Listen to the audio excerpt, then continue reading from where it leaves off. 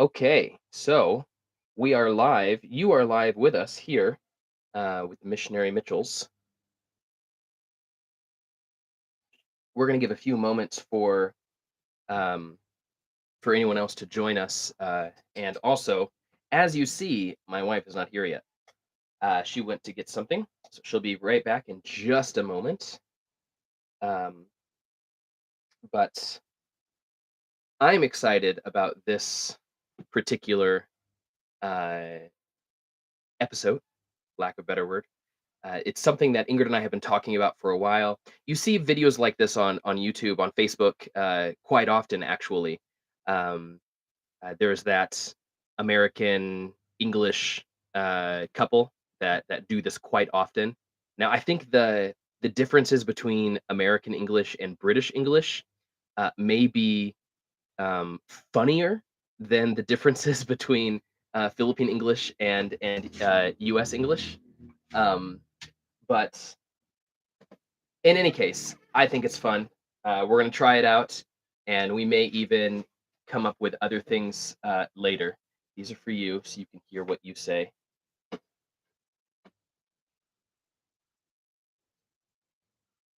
So I informed Ingrid that she was doing this with me. I didn't really ask her. So are you here against your will?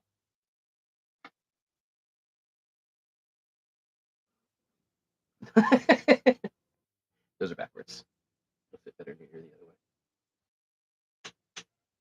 Okay, so now that we are here, we've got a couple people watching. We've waited a few minutes for 2 minutes for you guys to join. Maybe others are going to join along the way, but here we go. So, hello, welcome to Missionary Mitchell. This is Mr. Mitchell and Mrs. Mitchell, and we are, at least I am, really excited to do this one. So, um, I went back and forth as to how we want to do this one because in the other videos that I've seen, they were like prepared videos that have been edited and like done in a show style, and that's not really what we're gonna do. We're gonna do it in a so what do we call this kind of a thing? But the problem is, what do we call this? Means that I'm already using one of the words. So I'm gonna try to interestingly say what do we call this, and then Ingrid is gonna tell us her word for it, and then I'm gonna say our word for it, and we can maybe even tell some funny stories regarding each one and how we've used them incorrectly in either context, because Ingrid was in the U.S. Recently. Okay, so the first one, the place in your house that you go to relieve yourself. When your bladder is full and you need to release, what do you call that room? Yeah. CR. And what does CR mean? Comfort. Comfort. Why is it comfort room? Because you're relieved. Because you're relieved. So comfort room, CR for short, in the Philippines. For us, we will call it a bathroom. So why is it strange for you to call it a bathroom? You need to talk louder. Because you're not bathing. Because you're not bathing. Yes. So bathroom here is specifically Bath. louder. For bath. Okay. This is not what you're talking in. This is what you're talking in, so you can't whisper. Yeah, a bathroom in the Philippines is strictly what the name says. It is a room for taking a bath. So what we will call in the US a half bath, it's not a bathroom at all. That is a CR. It is uh yeah, it's just different. And so there's been times, especially when I first got here, that I'd go somewhere and say, "Where's the bathroom?" And I'm like in a public place, and they're like, "You don't take baths here." So it was amusing to me. You didn't have that problem at all going back because you're used to me calling it a bathroom, right? Or did you catch yourself when you were in the U.S. saying CR? Don't remember. You don't remember I might have been calling it both. both? Okay.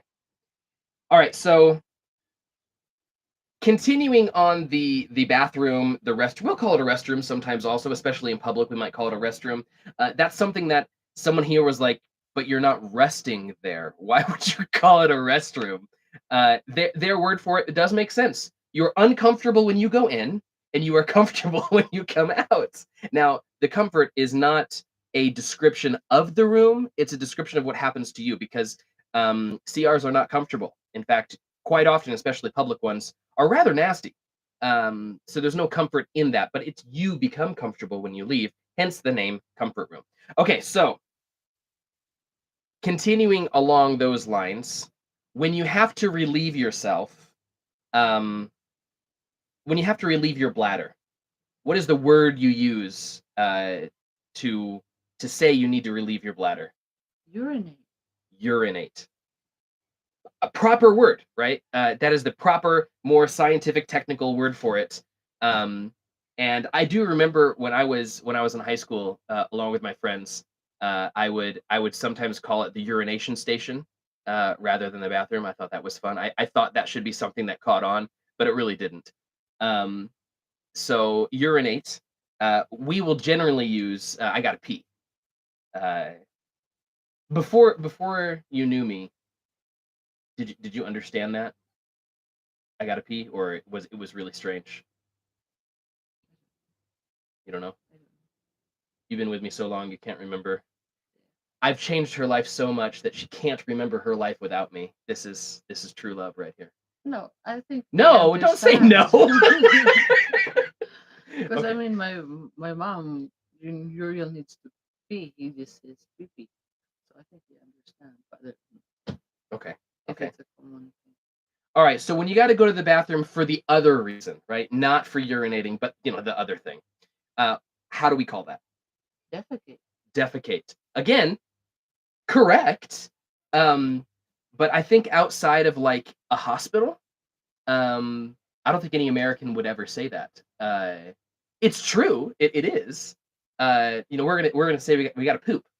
Uh, I don't know how we. I'm actually kind of curious. So anybody watching, um, how did we move from defecate to poop? I don't know how we made that transition because they're not the same at all. Um, but that's yeah, that was one that caught me off. In the Philippines, a lot of public CRs, public restrooms, public bathrooms, public CRs, not bathrooms, but public CRs. Um, they have a sign because you pay for them, and so they'll have a sign that 5 pesos to defecate, 3 pesos to urinate, and I laugh every time I see it because it looks funny to me. Uh, but that's just how it is here. Okay, so um, you want to jump down to this one now? Yeah, let's do this one. Okay, so you've got the flu and your stomach's upset and it's coming up and not down. What's the word to use? Vomit. Vomit. True. Again, um, but I don't know how many Americans are going to use the proper word. We're going to say I puked, right? So like in the morning, or you're sick or something, and you come out of the bathroom. Hey, what's wrong? I vomited. It feels weird to me to say it that way. I'm gonna say I puked or I threw up, right? But do you guys use puke at all, or am I the only one that that uses puke? I think it's not common. It's not common. How about throw up? It might be more common than puke. But not as common as vomiting. Yeah. Vomiting is the word to use there. Okay, so the next one, we're gonna stay in the um, bathroom, comfort room, restroom genre for one more. When you're dirty and you need to go and wash yourself, how do you call that? You take a bath. You take a bath. Now, for what does a bath look like for you? Yeah, that's cool. Full full body rinsing. Full body rinsing. So, um, yes, hello, little boy. Do you need to be part of the action as well? Mm-hmm. So they're going to use take a bath all the time for anything coming close to bathing at all. Bathing is you're going to take a bath. Now, for Americans, when we say bath, we are thinking bathtub, right? You're in the bathtub. You're taking a bath like a little kid or like a stressed out mom. You're taking a bath. Uh, so because most Americans don't regularly take baths, we say shower because we have a shower, right? So we don't have a shower in our house here. Our, as Ingrid was describing, our bathing is a big bucket of water with a scooper. It's not really a ladle, but it's a scoop. And you scoop the water out and you put it over your head. This is bathing here. You can get shower heads, but they still call it taking a bath, even if even if it's in a shower. Do you know anybody that will use shower here, even the ones that have a shower? I don't think so. Yeah, it's all take a bath. Okay. Let's go over to. Oh, I meant to bring one up here. Uriel, go downstairs and get Daddy's purple shoe. Purple shoe. Bring Daddy his purple shoe. I need a prop for this one because there's no way of saying this one without saying how we call it. I guess we can try. The thing that goes on your foot, that's not a shoe.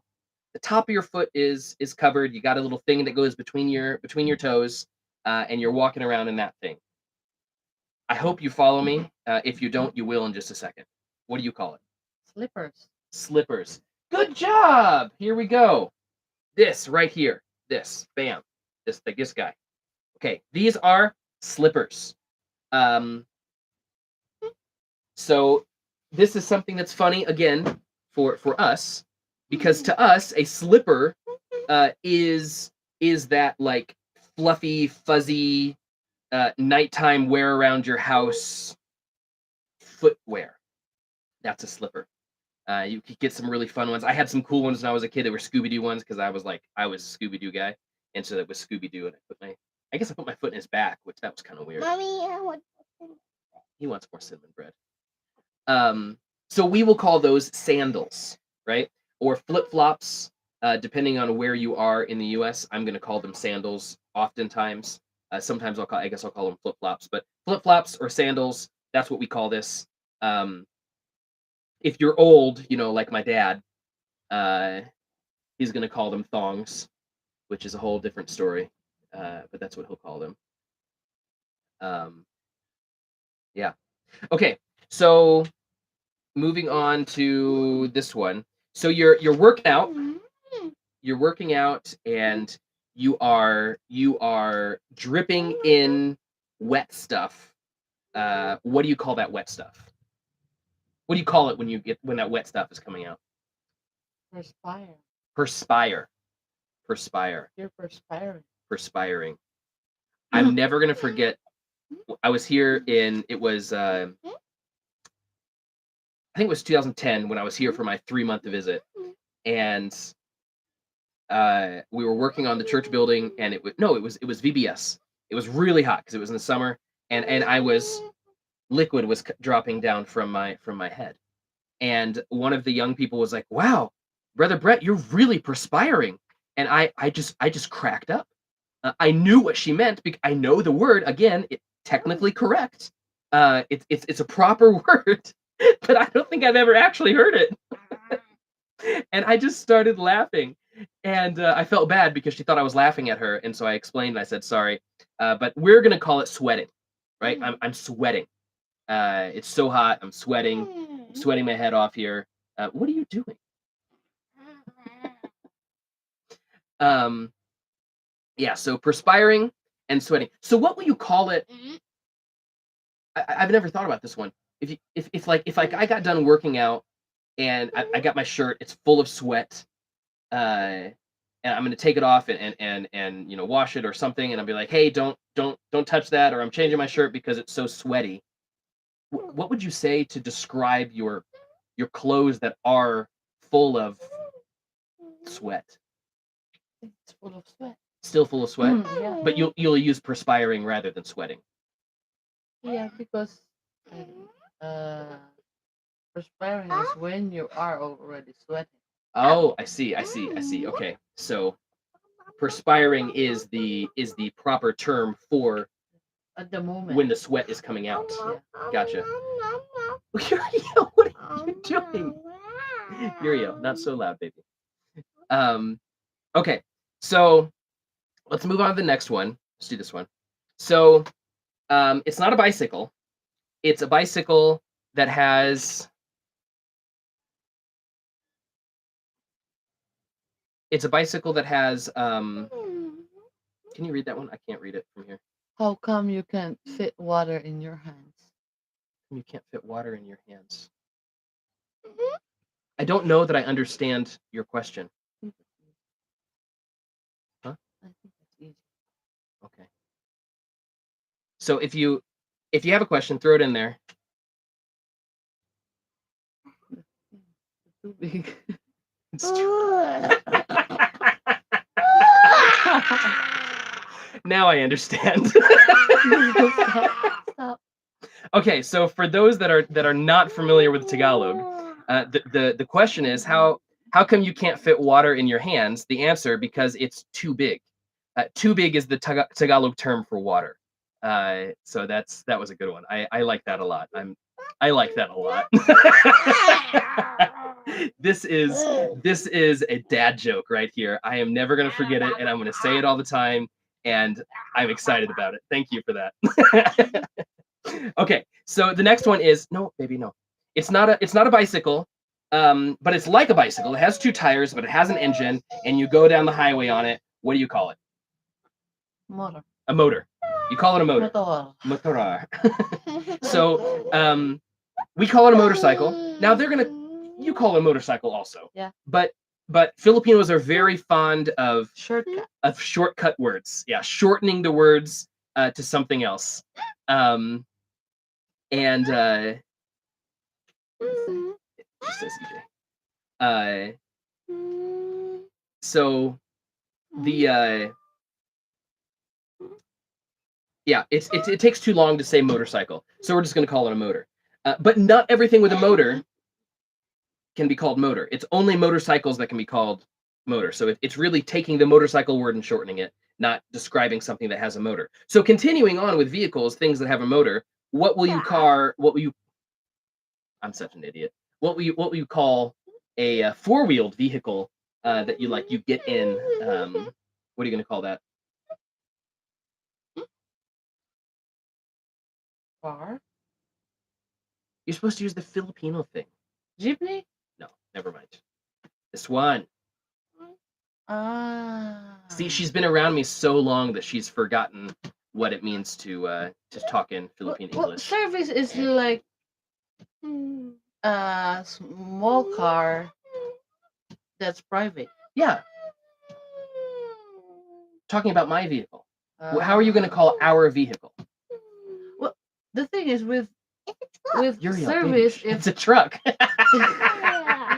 Good job, Even buddy. Uriel knows. Good job, buddy. Service is when you say, are you gonna use your service to go to Baguio? Yeah, you're not gonna say, are you gonna use your car? You're gonna use your pickup. Are you gonna use your service to go to Baguio? What you said? How Uriel, do you call it? Too loud. I was like, for me, you use service when you're getting in your car, not when you're using your car. Okay, Uriel, it's really too loud. You can be in here, it's okay, but you need to be quiet, okay? Okay, I understand now. So, I'm learning things too. I know that maybe it's because the context, I guess, because people are asking me when I go somewhere, did you use your service coming here? Which is how Ingrid is describing it. But you're not gonna. If I'm gonna show someone my car, I'm not gonna say this is my service. No. Okay, I got you now. I got you. So we're gonna say car. Or oftentimes I think we say car even when we don't mean car, right? Go get in the car and you have a 15-passenger van. Sometimes you might say van, but I think car is just rather uniform in the U.S. for a vehicle that's not on two wheels, not a motorcycle. Here if you say you get in the car, you will say the type of the car. Like if you if you're many say get in the van or get in the pickup or get in the like even sometimes did you use the Pajero Yeah. instead of the car? Yeah. I mean, we might do that as well if there's a variety of cars. We might say to describe which one we're getting in. But if you only have, I mean, if it's a family that just has one car, hey, go get in the car, even if it's a pickup truck, they might still say car, I guess is what I mean. And that's the other thing here. Mine, I'm going to call mine a truck. It's a pickup truck. That's not what you guys will call it, will you? Pickup. Because, yeah, just pickup. Because a truck here is a truck, right? It's a huge vehicle, which has a funny name to us, to me, because the big trucks here, they're called elfs, which I find funny because, elves are small, but it's not small. So I don't know where they got the word elf from. Do you know? It's just called Elf ever since I can remember. Okay, so you've got a motorcycle, and it's got a thing attached to it so that it can take more passengers with it. What do you call it? You mean a three-wheel? Three-wheel tricycle? Tricycle. Three-wheeled. Three-wheel motorcycle. So it's called a tricycle. Okay. Because for a moment there, I thought you were saying that people will call it a three-wheel, and I'm like, I've never heard that at all, ever. You're either in or you're out, and if you're in, you're quiet. Which one do you want to do? In and quiet. Okay. So, tricycle. It's something that's not very common in the U.S. So I don't know if other people would call it that one. But I called it a tricycle in the U.S. before, and they're like, "What? A tricycle? What are you talking about? Do you mean a motorcycle with a sidecar?" And so I was like, "Yes." But I guess they're so uncommon in the U.S. that I guess they don't get their own cute name. I want my water. Okay. Okay, go get your water. Babe. Use your cup downstairs. So, just a quick shout out to Michiana Christian Service Camp. I hope they're going to be having camp this coming summer. For those that don't know, Michiana Christian Service Camp in Niles, Michigan. This is where I learned about the ministry in the Philippines. I am in the Philippines as a missionary here because of Michiana Christian Service Camp. Okay, so we're done with that commercial now. On to our final things. Oh, okay, we're done with the words. Now we're going to go to some translational pronunciation type things. So you step on a rusty nail, and you got to go to the hospital to get a shot because you stepped on a rusty nail. Okay, what do you call that shot, Ingrid? You said it first. Okay, she's eating. So I'm gonna say I need to go get a tetanus shot. Did you get your water? No, you got distracted with something flowery.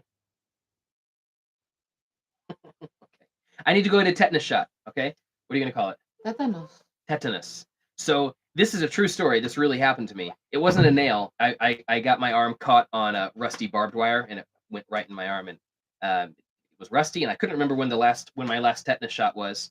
So I go to the hospital, and I'm like, I need a tetanus shot, and they're like, sir, I need a tetanus shot. Tetanus shot. Like, what, sir? I don't know what you're talking about. We don't. I don't know what that is. Like, what do you mean you don't know what that is? And so I'm like, I got cut by rusty metal and I need a shot. Like, oh, you mean a tetanus shot? And I was like, that's what I said. So again, they are correct. It is tetanus, but Americans are lazy, and so we shorten things in a different way than. Ow. Oh, Uriel, you're something else. We shorten things in a different way than Filipinos will. So, oh, you know what? Let's continue along that line, talking about shortening things in different ways and different words. So tetanus shot. Oh, sorry. See, I didn't write these down, and it's coming to me now. You guys don't call it a shot, though, do you? Vaccine. Well, that's not a vaccine, though. Is it? Am I totally wrong? Like I've never thought of the tetanus shot being a vaccine. I don't think that's a vaccine. What happened when you the action of plunging the thing into your arm? That action, what do you call it? Don't you use injection? Yeah. Okay. Uriel, what did Daddy say, baby? You're too loud. He just got excited. I know in he's his excited. On YouTube channel. Okay, so it's a injection here, not a shot, and so that might have been another reason why they were confused when I said I need a tetanus shot, because they're not going to use the word shot; they're going to use the word injection.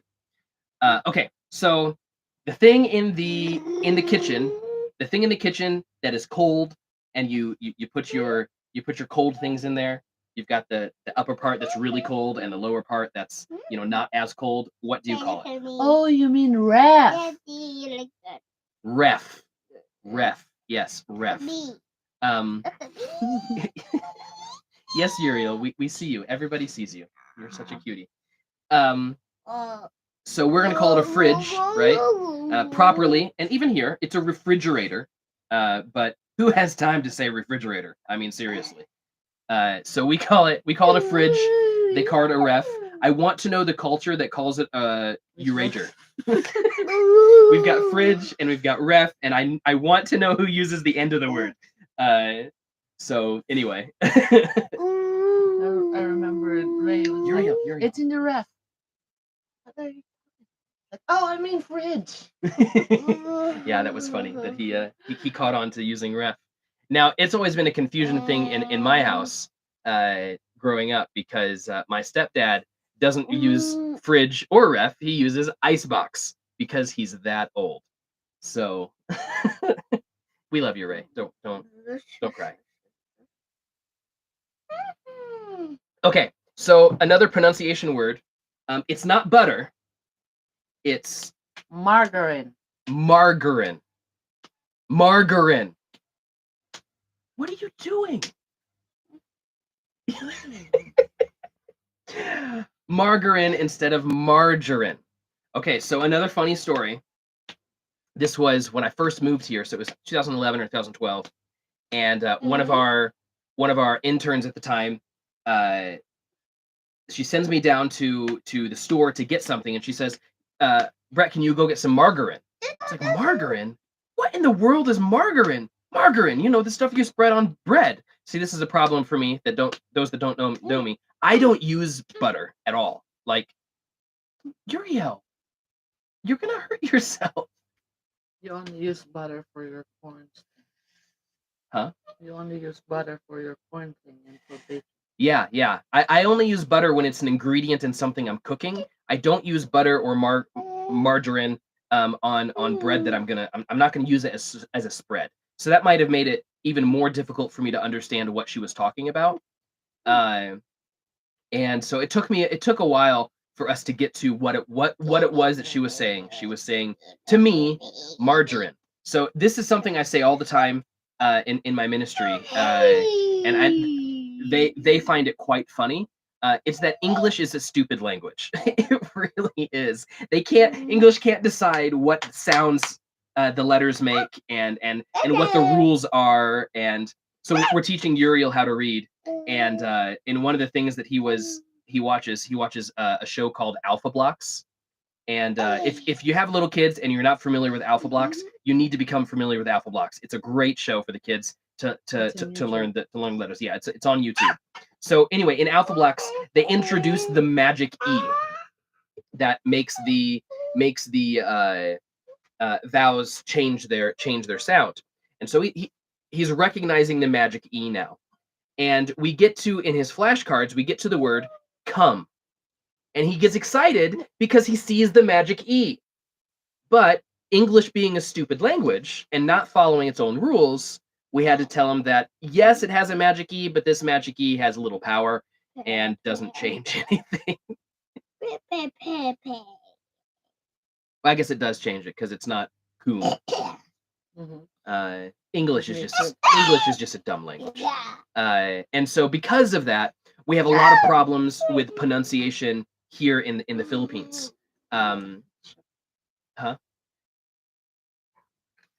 So another one is we read this one. Yeah, that's the one I was thinking of too. We read this one in the Bible all the time, and so we have an issue with it.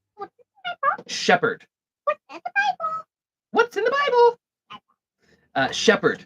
And how will you say it? Shepherd. Shepherd. Mm. So Think so. But I don't know anybody here that calls it shepherd. I know everyone that says shepherd shepherd. because PH in English makes the F sound. So it's a shepherd. Uriel, baby, you've got to calm down. You've got to calm down.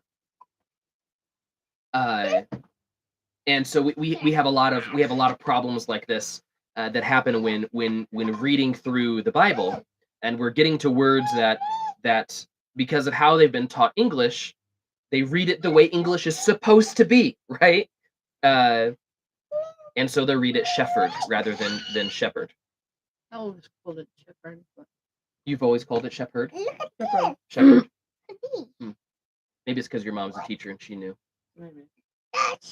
But most people that I know will almost always say shepherd. Even Uriel, you're gonna have to get down now. You're getting tangled in the wires, baby. I need you to calm down. I need you to calm down. Okay, so we're wrapping up here. And thank you for watching. Thanks for joining us here on Missionary Mitchell. Uriel, can you tell them thank you for watching? Thank you for watching. What? Don't forget to subscribe. Don't forget to subscribe. That's right. Good boy. So we might do this again sometime in a couple weeks. Do a live with me and Ingrid. We might leave this ball of distraction somewhere else. And so yeah, thank you so much for joining us. And this has been Missionary Mitchell. Subscribe, like, throw some comments for some things that we can do in our next video that we'll do this one together. And we will catch you all later. Have a great night. Bye-bye. I'm Little Mitchell. You are Little Mitchell. See you guys. What did